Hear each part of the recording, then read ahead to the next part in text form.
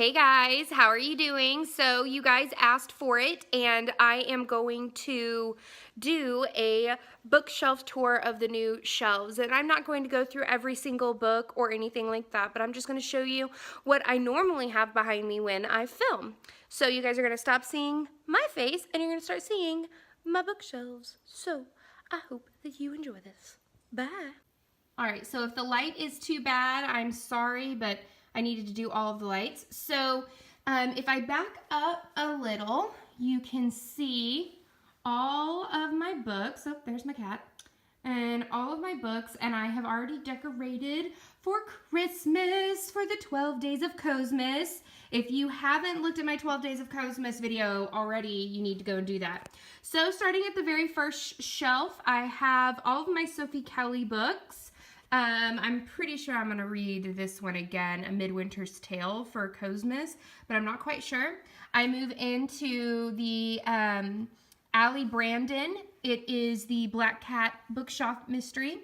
Then we go into our Cleo Coyle, which you guys have heard me talk about tons.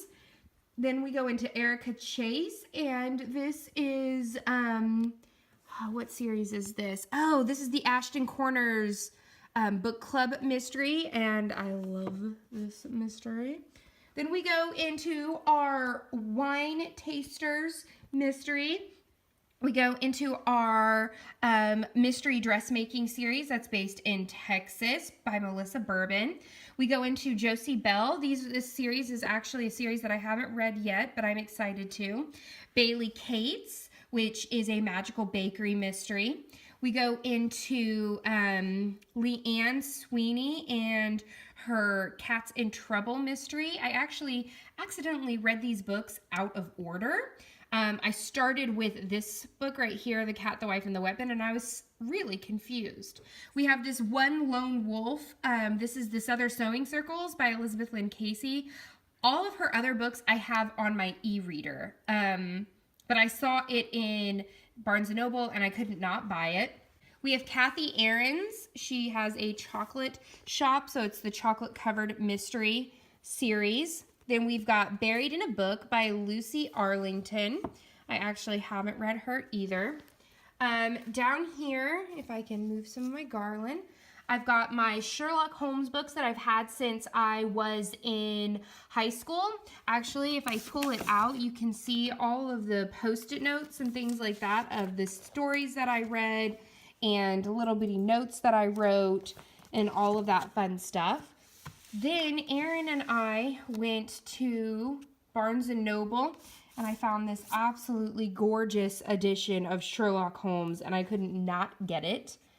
Next to that is sort of like these retellings. I've talked about these before, but it's The Further Adventures of Sherlock Holmes by Stuart Douglas. And I think that it's really, really cool. So they write in the same way that Sir Arthur Conan Doyle writes, but it's a little bit different. So I will put that back later. After that, you can see these books that Erin bought me for my birthday. It's the Agatha Christie series. These are all Perrault books, as you can see from the top. I haven't read all of them. I have read Murder on the Orient Express, and Then There Were None. I still need to read The Murder of Roger Ackroyd. I need to read Death in the Clouds, Murder in Lynx. I mean, all of these I need to read. Went to Gardner's, which is my local used bookstore, and I actually found all of these books. I got them pretty good discounted, but I liked the fact that they looked very 1920s with the clothes and everything like that. So there's Frances Brodie, and what I thought was interesting was we've got Frances Brodie, and then we've got J.J. Murphy, and it looks a lot of like the same artist. I'm not quite sure, but they seem to be pretty good books. If I go down to my bottom shelf, this is my Harry Potter shelf. I've got the first 3 books, years 1 through 3, in the illustrated. Then of course I have my hardback 1 through 7. I had to get the special first edition of, or the 20th edition of Harry Potter and the Philosopher's Stone with all of the really cool inside pictures and illustrations and extra stories. Then if you've been on my Bookstagram, I've been taking a lot of pictures of these. This is the Hogwarts Library. It has the Tales of the Beetle and the Bard, the Quidditch Through the Ages, and Fantastic Beasts and Where to Find Them. Then I think for Christmas, Erin got me Hedwig, and you've seen her in a couple of pictures. Going below here on my final shelf are all of my Anne Bishop books, and this is a really good fantasy series. Hello, Cleo. How are you? This is a really, really good fantasy series. So we've got the Black Jewel series. We've got the House of Gayan, but this is what series is this? It's a witch series. Like, it doesn't have anything to do with the Black Jewel series. And then we've got these over here, which I haven't actually read yet. We scroll up here, and then there's my Christmas stuff. And we get into one of my absolute favorite authors of all time ever, Ellie Alexander. I have all of her Bake Shop Mystery series. This is the first one, Meet Your Baker. Then we go into a sheet cake named Desire. I haven't read it yet, but of course it's about food, so how am I not going to like it? We've got Lori Cass. This is a Bookmobile cat mystery. I haven't read this either, but I have read all of the Lorna Barrett series. They're really, really good. They're a mystery with recipes, because of course it has recipes. Are you serious? Over here, I've got some of my Karen Marie Moaning books. Of course, there's the Fever series, which is all about the fairies and things like that. So we've got Fae Fever, Blood Fever, Dark Fever, all of this. Then we start getting into the Highlander series, the romance series. And so we've got a couple of those down here. Kiss of the Highlander, Spell of the Highlander, and then more Highlanders right here.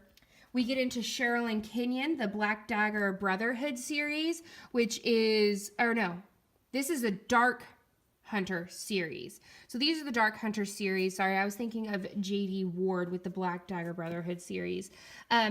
I love the Sherilyn Kenyon series. She's absolutely amazing. It's more of a fantasy type of series. We get over here, and we have all of my Laurel K. Hamilton books. In the Anita Blake series, there's over 23 books. And then in the fairy series that she has, I don't even know how many of those there are with those, but it's A Mistral's Kiss. We've got A Lick of Frost, all of those right here and down. And then, of course, she paired up with Marvel, and Marvel actually created a comic series for it. So this is Guilty Pleasures. It's the very first book in the series, and they created this, which I thought was fantastic. She looks so perfect for it. And then a little bit over on the last part of the books are all of my Jennifer Crusie books. So she is basically the person who started me on cozy mysteries. Even though they're technically in the romance section, she started me on the quirky sort of life of cozy mysteries with Welcome to Temptation right here. I absolutely love these books. My second favorite one is Faking It. They're really, really good. And then up at the very tippy top are some very old books that my mother got me when I graduated high school, I believe. It was either high school or college. So for example, this one right here is poems by Emily Dickinson. And so they're absolutely beautiful on the inside and on the outside. Some of them even have like this gold tint outside of them on the pages. But of course, they're absolutely beautiful and just aesthetically pleasing. I haven't read all of them because I don't want to hurt them. They're just too pretty. And so guys, that is sort of my tour of the shelves that I film in front of. If you want to see the rest of my bookshelves, you can just let me know in a comment down below. I'll have to make them pretty for the camera because they're not very pretty right now. So I hope that you liked this video. Please hit the thumbs up if you did. Subscribe if you haven't already. If you want to, tag me in some pictures on Instagram of your bookshelves. I would absolutely love that. And until next time, guys, happy reading. Bye.